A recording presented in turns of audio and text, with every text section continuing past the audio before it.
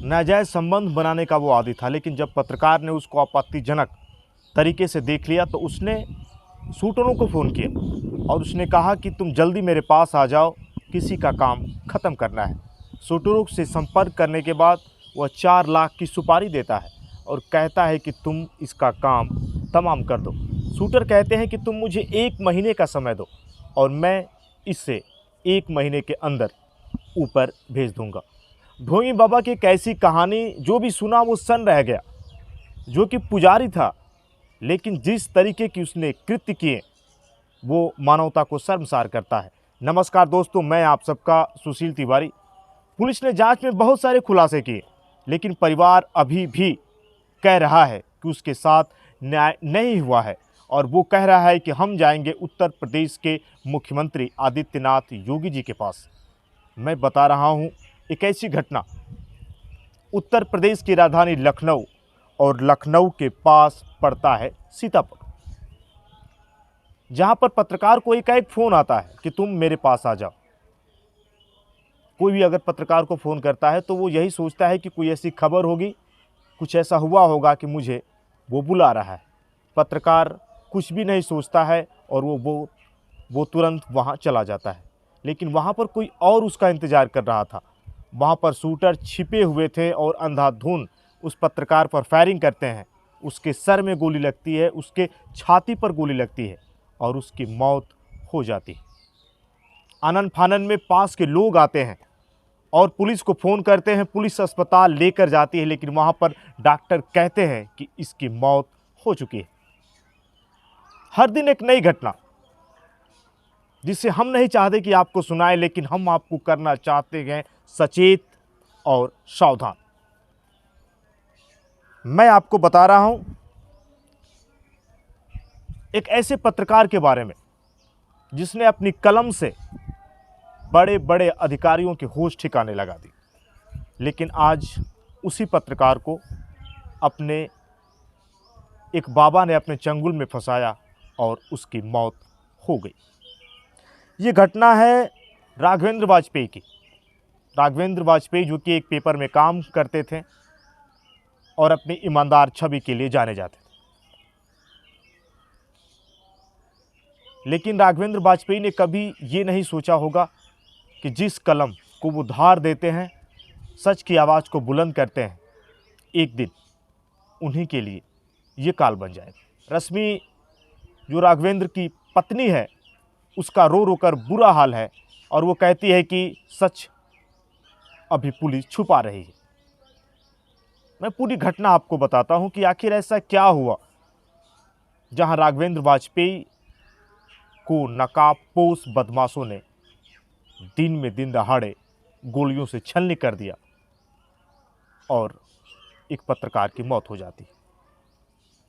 ये घटना है सीतापुर जिले की और वहाँ पर एक मंदिर पड़ता है जिसका नाम है कोरदेव मंदिर।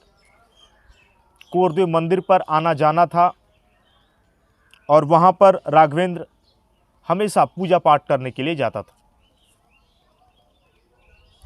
वहाँ पर जो पुजारी थे उससे उसकी बातचीत भी होती थी, सब कुछ ठीक था। लेकिन एक दिन उसी मंदिर पर फिर राघवेंद्र जा रहा था, लेकिन मंदिर के अंदर जब वो देखता है तो उसके होश उड़ जाते हैं।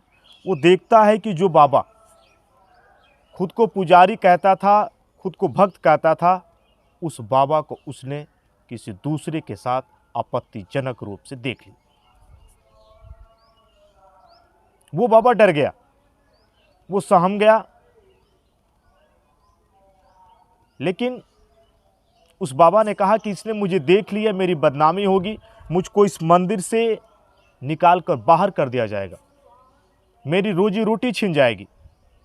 अतः उसने सोचा कि क्यों ना मैं राघवेंद्र वाजपेयी को रास्ते से ही हटा दूं, एक कांटा हट जाएगा, क्योंकि इसी ने मुझको आपत्तिजनक रूप से देखा है, मेरा काम खत्म हो जाए।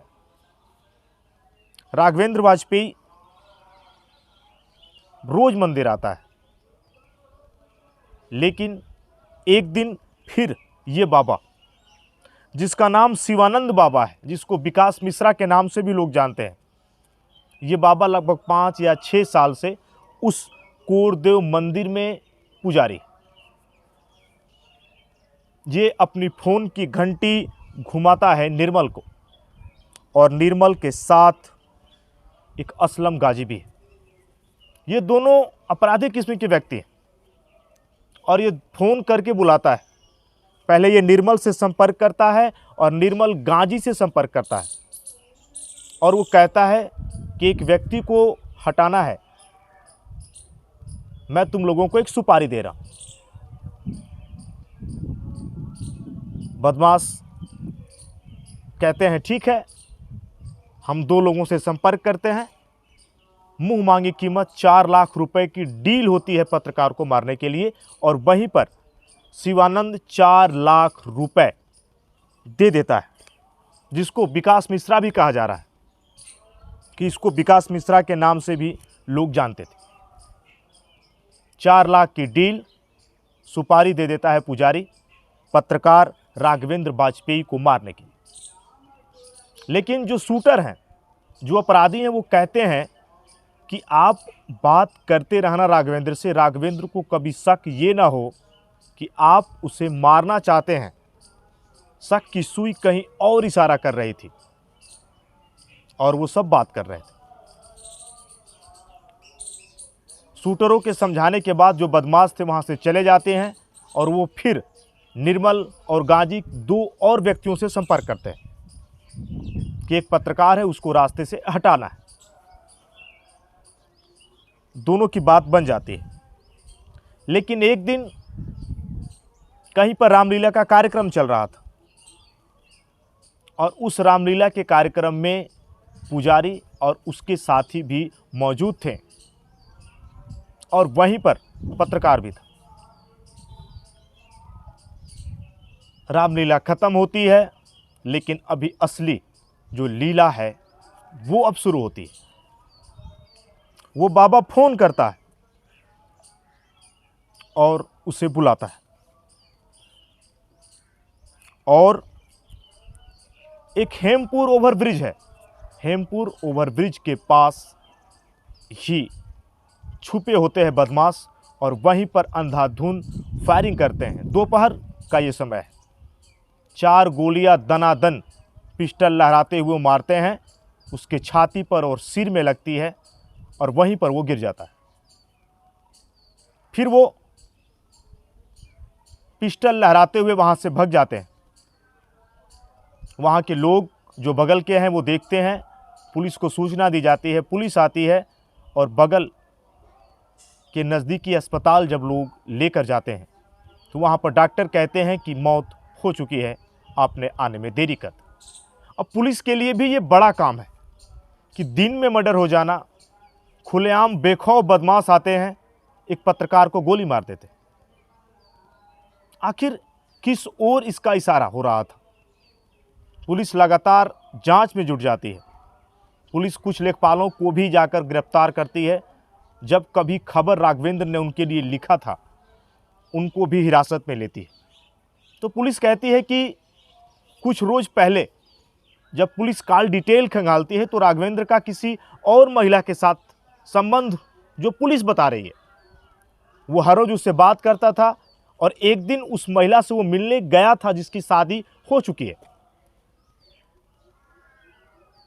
शायद ये भी हो सकता है। शक का इशारा पुलिस कई और कर रही थी, लेकिन असली जो गुनहगार थे वहां पर पुलिस का पहुंचना अभी बाकी था। फिर पुलिस उस मंदिर में जाती है जहां पर ये बाबा पुजारी बनकर बैठता है और वहां पर जब पास के सीसीटीवी कैमरे को पुलिस खंगालती है तो वहां पे कुछ संदिग्ध नजर आते हैं और वहां से फिर पुलिस जाती है राघवेंद्र वाजपेयी के घर के पास भी सीसीटीवी कैमरे को खंगालना शुरू करती है। उसमें 2 एंगल सामने नजर आता है। जहां पर मंदिर के बगल में बहुत सारे कैमरे लगे थे, उस कैमरे और जहां पर राघवेंद्र वाजपेयी का घर है उस कैमरे पर कुछ संदिग्ध हैं जो बार बार वहां पर चहलकदमी करते हैं या वो दिखाई देते हैं। पुलिस को शक होता है और पुलिस राघवेंद्र के घर के पास मोहाली में और कोरदेव मंदिर के पास जो लोग घूमते हैं उनको गिरफ्तार करती है और उनसे पूछताछ करती है। फिर पूछताछ में पुलिस पकड़ लेती है निर्मल को, और जब सख्ती से पेश आती है तो गाजी को भी गिरफ्तार किया जाता है।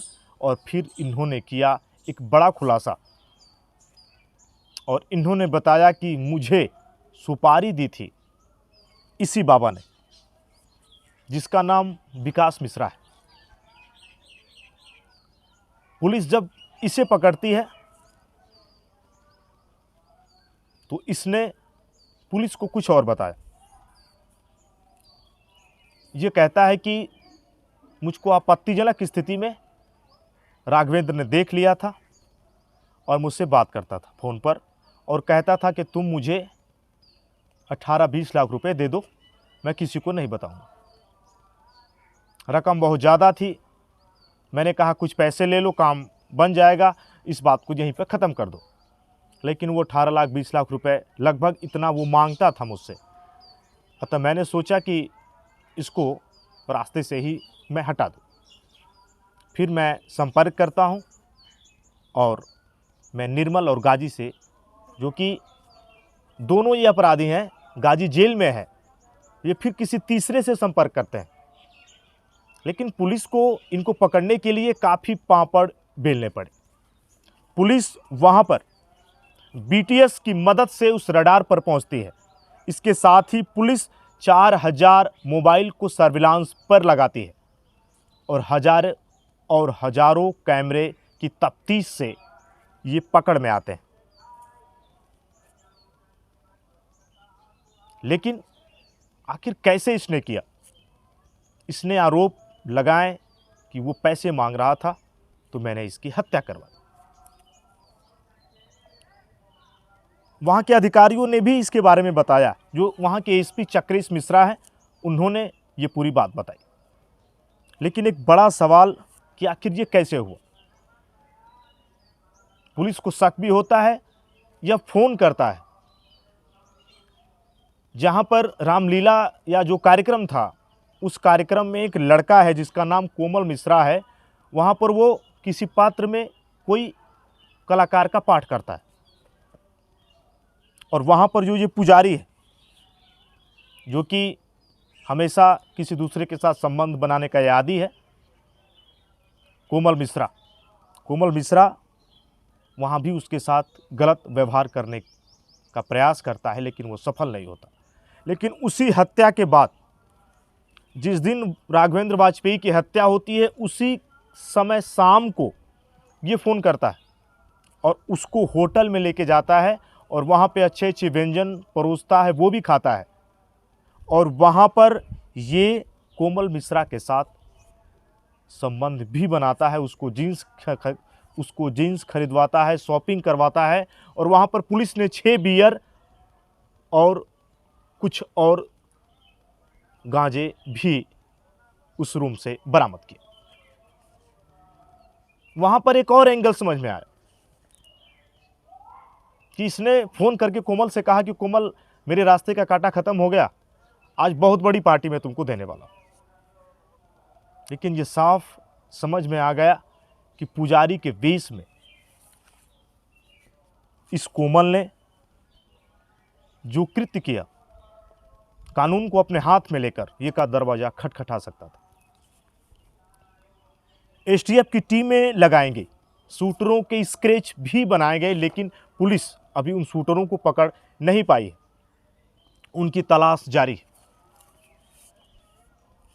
लेकिन रश्मि, जो पत्नी है राघवेंद्र की, वो यही मांग कर रही है कि अभी मुझे न्याय नहीं मिला है।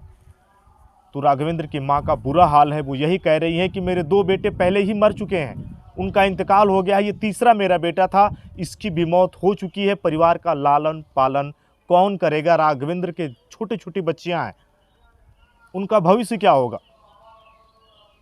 मैं ये मांग कर रही हूं कि मेरी बहू को सरकारी नौकरी मिले, हमारा जीवन यापन किसी तरीके से चले। लेकिन ये बड़ा सवाल इस पत्रकार के परिवार को इस पुजारी ने उजाड़ दिया। सीतापुर पुलिस ने जरूर यहाँ पर प्रयास किया, लेकिन अभी आगे इस घटना में बहुत कुछ बाकी है, जिन सवालों के जवाब पुलिस ढूंढ रही है, तलाश रही है। एक पत्रकार की जिस तरीके से बेखौफ होकर इन हत्यारों ने उसे मौत की नींद सुलाई, पत्नी यही कह रही है कि इनको भी फांसी होनी चाहिए, तभी हमको न्याय मिलेगा। ये मैं बता रहा था आपको सीतापुर, जहां पर इस वारदात को अंजाम दिया गया। आप कानून को हाथ में नहीं ले सकते, आप कानून का दरवाज़ा खटखटा सकते हैं, आप न्यायालय के पास जा सकते हैं।